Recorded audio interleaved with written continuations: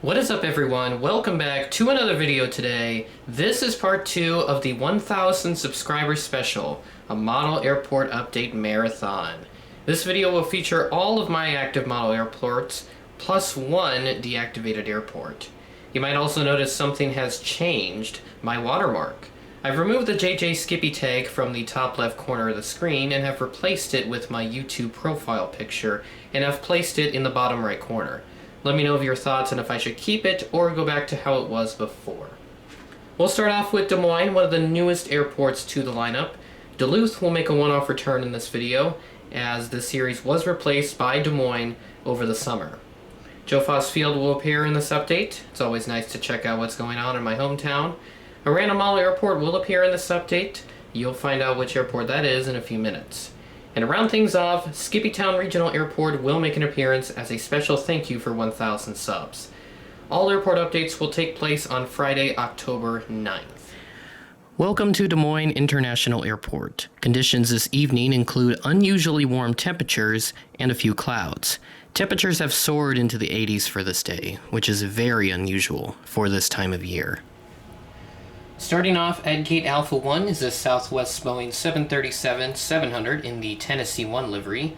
In real life, this aircraft was operated by a standard Heart livery aircraft. This aircraft operated as Flight 750 from Denver, arriving on time. Next, at Gate Alpha 3 is this Allegiant Airbus A319 about to head out to St. Petersburg. It looks like he will be departing ahead of schedule, a rare sight indeed. At Gate Alpha 4 is this United Express Embraer ERJ-175 in the new colors.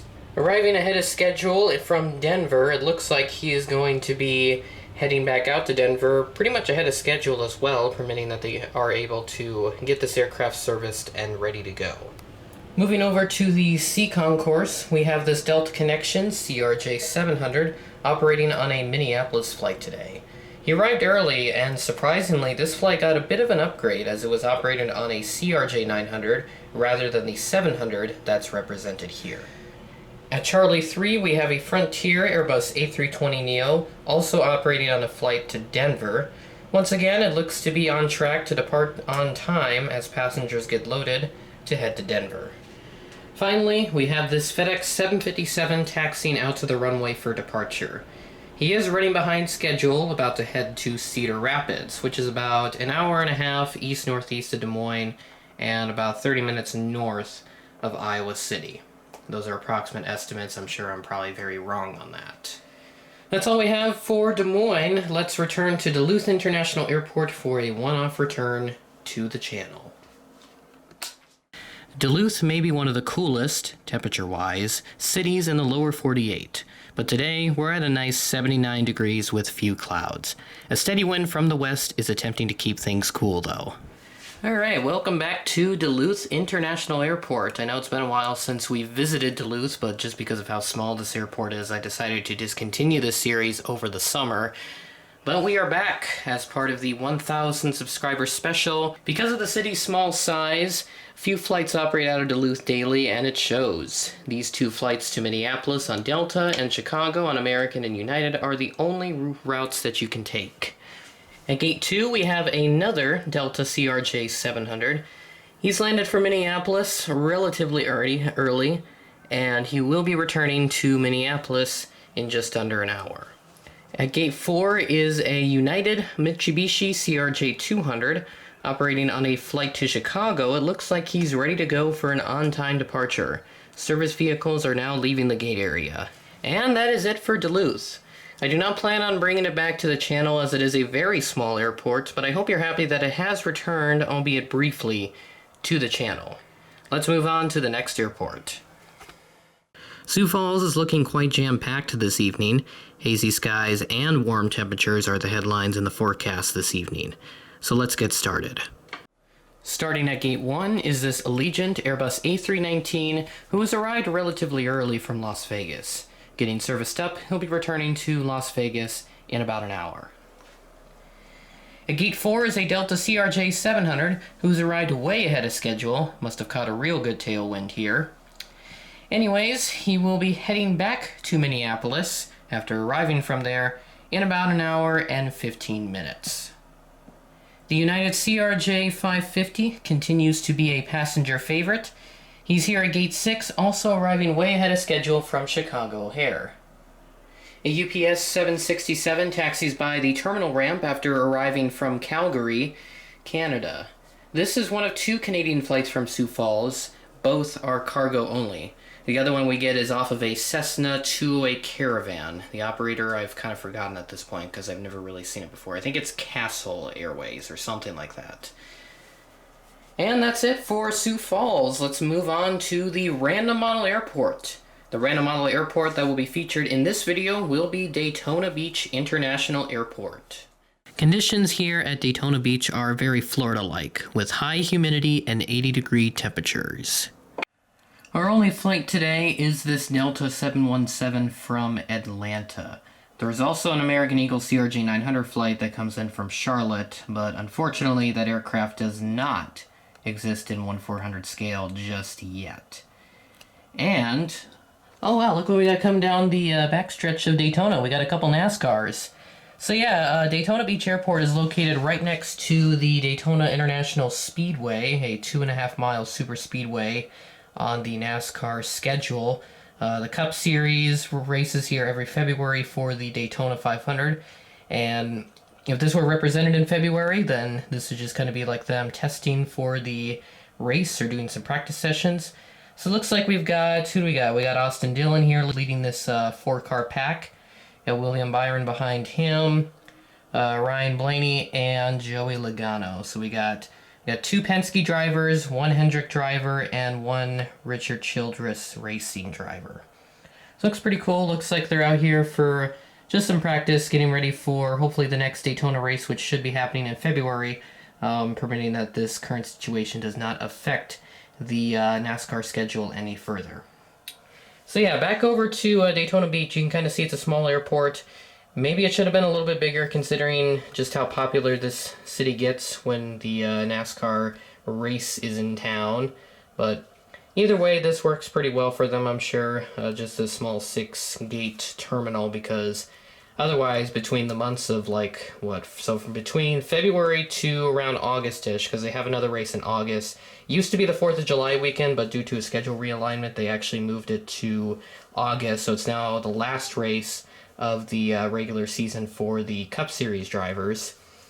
And then after that, between August and February, there's not much action going on. So once the NASCAR race is in town, so once you see all these guys racing around the track, that's when you know this airport's going to get pretty packed. So maybe I'll have to install Daytona Beach as a permanent model airport series and then just represent it during those February and August months. That'd be cool to see, but I don't really think it'd be all that exciting. So let's move over to Skippytown. No flight info will be available for that airport, as it is a fictional model airport, and creating a schedule for that and whatnot, it's just going to make it too complex for me, and I figured I'll just keep it simple for Skippytown and do the traditional airport updates. So let's head over to Skippytown. And welcome to Skippytown Regional Airport to conclude this video. Got a few planes sitting at both concourses, but we do have some special visitors that we would like to take a look at right near the end of this segment. At the Alpha Gates, we've got just 2 planes, and one thing to note is that Air Canada Express, they have moved their operations from the Bravo concourse over here to the Alpha concourse, because since this flight does operate on a regional aircraft, it's more fit for this part of the airport, even though it's the older terminal building. Air Canada just wanted to get out of the way of the Bravo concourse because that place is booming with business right now. It's looking pretty good over there. We'll start off at Alpha 3 with a Delta Connection CRJ 700, about to head to Minneapolis in about 30 minutes. And then there's the aforementioned Air Canada Express CRJ 200, if it'll focus on that and not the Delta CRJ. There we go. So that guy will be heading back to Toronto Pearson as usual. It's a once weekly service, although it hasn't been featured in the past airport updates, just because I've not been here to see the flight as it's at the airport. So that's all we have at the action for Alpha Concourse. We'll move over to the Bravo Concourse. Our good old friend Chester is sitting at gate Bravo 3, operated on a 737-800. He'll be heading back to Seattle in about an hour's time. And then next to him at Bravo 4 is this Delta 737-900ER. He'll be heading back to Atlanta in just a few hours. So just sitting here, nothing really going on with him. About to push back from Bravo 6 is the TWA Retrojet 737-800.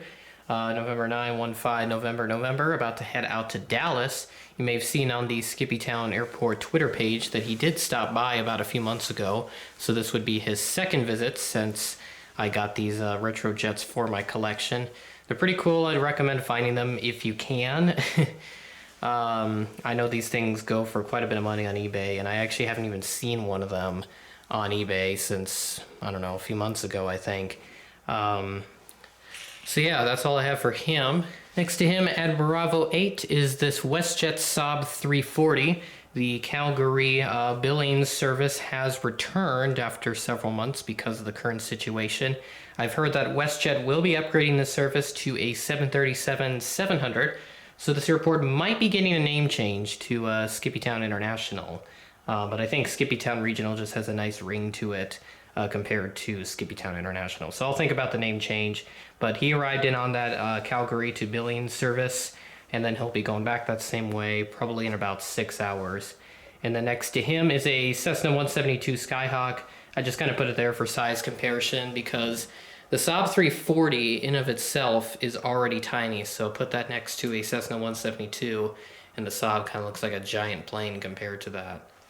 At the cargo apron, we have a behemoth of an airplane.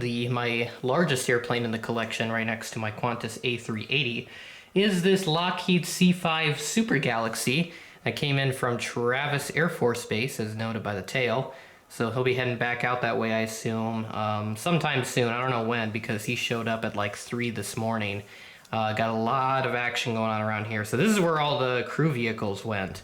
No wonder why they are all over here. So it does look like it's going to be transporting military soldiers out to Travis, possibly, and to other places. Not sure really where he's going.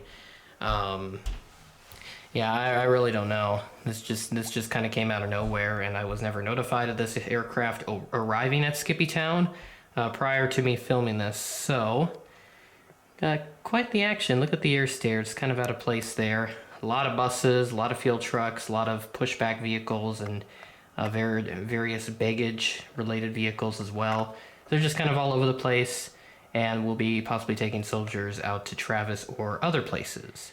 And finally, departing from Skippytown, I'm not sur where he's going, is this Kalitta Air, subbed out for the United Sawbass livery. This is the 2012 release. I know this is super rare. This is supposed to be a Kalitta Air 747. That's what I'm representing this as. Looks like he also did arrive at around the same time the Super Galaxy did, about like 2:45 a.m. to 3 a.m. this morning. And he's finally heading back to wherever he came from. Last I heard, he also came from Travis, but that's not really confirmed at this time. So I'm just looking to see if I can gather more info. Almost forgot these two aircraft that are holding short of runway 9er as the Kalitta 74 departs. So we all have one of my newest models, the Delta A321 Thank You livery. Looks like he's going to be heading to Minneapolis, I think. Sorry about the camera work there. And then there's an American A319 as well. Looks like he's going to be heading back to Phoenix. And that is it for this video. It took me quite a while to film because I just had lots of schedule conflicts and whatnot, so it kind of prevented me from filming this video a little earlier than I should have. But at least I got it done, and it is here for all of you to enjoy. So hopefully you enjoyed the second part of the 1,000 subscriber special. The next part will be coming out tomorrow. I think I have it set for Sunday, so make sure you are here for that. And this is the only time I'm going to ask, but please make sure to subscribe and hit that bell so you don't miss a new video. I usually try to keep that out of the video because I find that kind of annoying to ask that every time in these videos. I just want to give you the content and none of the whole like begging for subscribers thing. I know it's more effective in getting more subscribers, but with how I've been doing it, I've been just as successful, probably a little bit better off than some other YouTubers. So with that being said, that is the end of the video. Thanks again for 1,000 subs. Thanks for watching, and I will catch you in part 3.